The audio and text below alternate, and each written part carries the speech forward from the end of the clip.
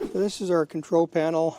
To turn the control panel on, you hold the power switch up for a few seconds. The computer is booting up. It's going to give you a warning here.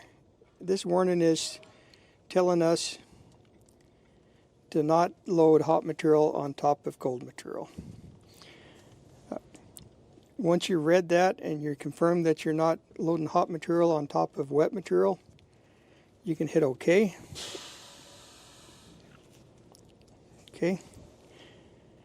Now we're ready to go through functions. I'm going to go straight to selecting load outside so I can go over the control valves, all the product valves. And you do that with this rotary switch. You go to load outside right there.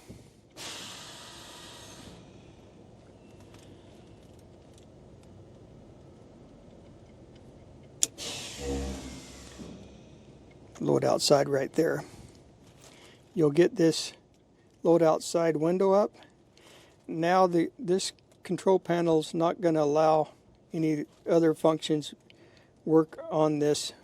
This control panel is basically locked out, and it's going to be working from the load outside panel. We'll step outside and go through all those selections on the load outside control box.